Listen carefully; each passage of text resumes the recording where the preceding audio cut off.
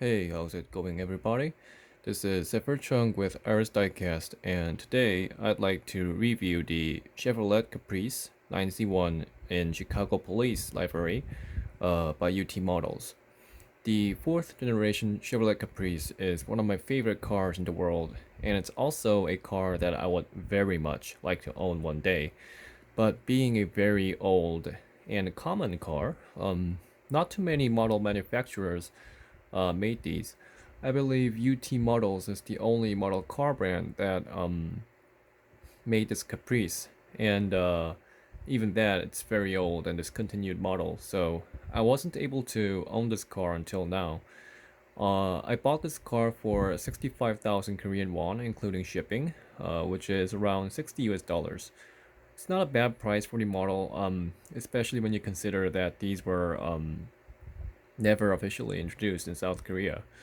To be honest, I would have preferred a black and white LAPD squad car or a yellow taxi cab, but um, after all these Caprices were widely popular for fleet uses, and for us foreigners, the LAPD squad car and the yellow cab is the image that first comes to our mind when we think about American fleet cars.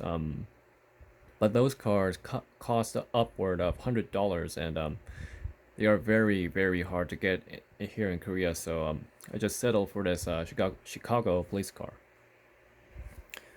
This is a very, very old model.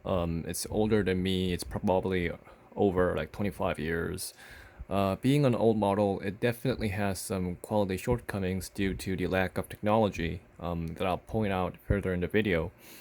There are many variants of the UT Caprice. You can get the Chicago, Los Angeles, New York, Asheville, Glendale, Miami, and much more other police departments. You can also get it in taxi cab variants. So there's so many variants you can get with this Caprice. You can also get an Impala SS, which is the high performance version of the Caprice with the Corvette engine inside it, which is another model I'm looking forward to owning. So here is the front of the model. Being a very old car, you can see the casting accuracy isn't all that great.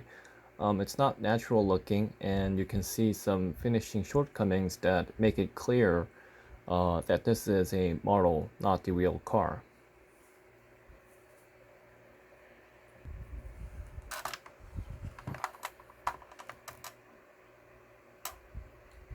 You can see that the headlamps have pretty big pegs inside them, inside the main lamp, and the main lamp and the side indicators they aren't really connected smoothly. You can see that the lamp also doesn't fit perfectly onto the body. So there's a pretty noticeable gap between the lamp and the body. Being a very old model, the chrome on the grill has worn off a little bit, and again you can see some lack of finishing. The grills aren't very straight, let's say. However, they are completely open, which I found pretty nice.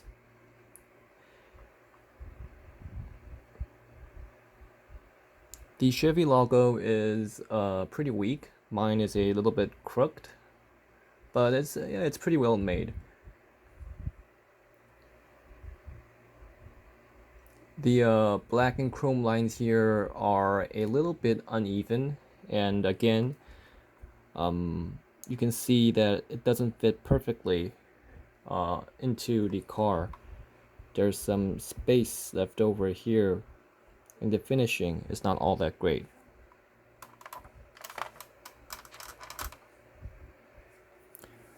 UT Models is one of the earlier brands that led to Outward, so while it's not as good as its successor, it was one of the nicer brands back in the 90s, and therefore the engine quality is pretty nice.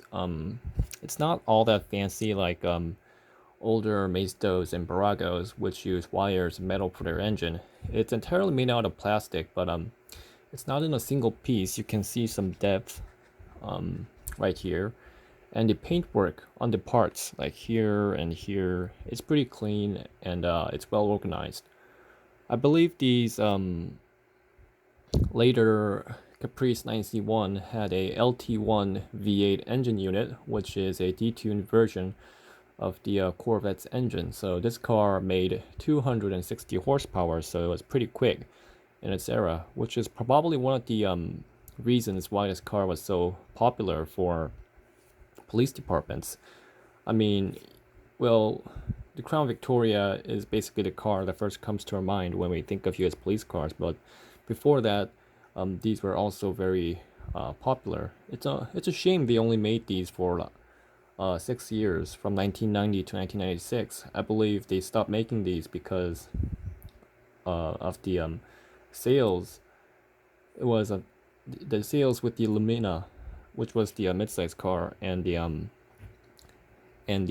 shrink of size in the large car sales market. Here is the view of the Chevy Caprice from the side. While the previous generation, the third generation Caprice, was pretty boxy and had straight lines, this one's very curvy. And apparently when this car first came out, some people didn't like it. Some people called it an upturned bathtub. Some people call it a beached whale. But I like it. It's pretty smooth, it's pretty iconic, and it's pretty American if you ask me. So here are the black steel rims that were used on the fleet cars. I personally prefer the ones with the silver hubcaps, but these rims have their own distinctive feeling that you only get on these fleet cars. You can see that the gap between the opening parts and the body is pretty large on the hood here and the door here, and it's pretty noticeable, and it's one of the worst I've ever seen. You even have a pretty big gap for the rear doors here. It gets a little bit more apparent when you look at the other side. Even though the rear doors don't open, there is a pretty big gap right here between the body and the door, which I found a little bit odd. Some of the decals, like this star here and the ones back here, are just thicker, and since it's a very old model, it's starting to peel off, which is very unfortunate. It's especially problematic up here because the sticker isn't perfectly attached to the car because of the body lines here. So it's really bad looking. Again, you can see some quality shortcomings in the door handles here. They're not perfectly, they don't fit perfectly into the body, and it's not very straight. It's kind of tilted if you look at it. There aren't any windows for the front doors. This is probably a 93 or a newer Caprice because of the open rear tire wells. The older ones from 1990 to 92 had the closed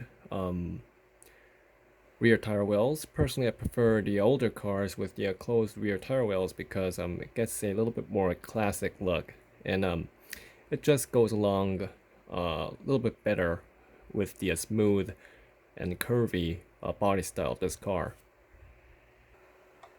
The doors open outward, which is a pretty common trait on the older models. You can see the hinges pretty explicitly.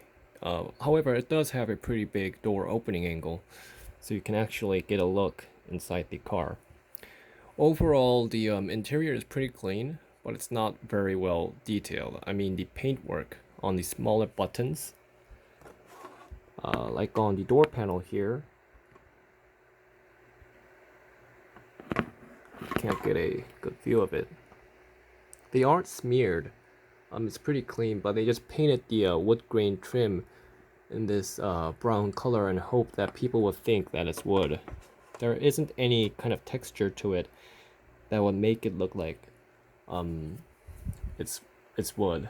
The interior is pretty simple. There's no special features or anything. I'm guessing this is a 93 Caprice because it has the longer dashboard up here. The newer ones from 94 had a shorter dash. There is also a wall to separate the front cabin from the rear. Unfortunately, the rear doors don't open, like I said earlier, and as you can see, while the car itself is very, very long, the wheelbase itself is actually quite short. So it actually has a pretty cramped rear passenger room. It's a common thing on traditional American sedans. There's so much room behind the wheelbase. I mean, just see how long, there, so just see how much room there is behind the rear seats. So while you do get a huge engine and an enormous trunk, there is the actual interior space where you sit in is pretty limited. So onto the rear, they used a separate part for the logo instead of just sticker. I really like that. The pegs in the rear lamps there are a little bit less noticeable than the ones up front, which is a relief. This thing has such a large bumper. Just see how much room you have on the bumper here. It's was pretty interesting.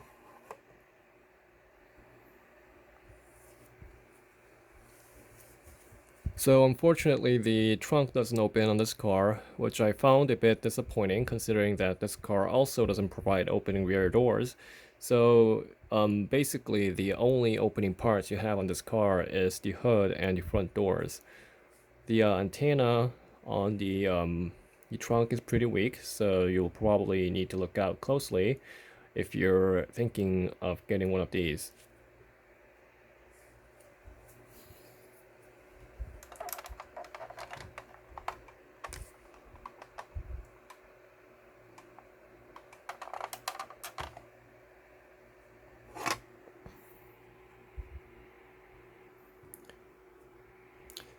Nothing much to see on the roof except for the siren here. And here is the undercarriage.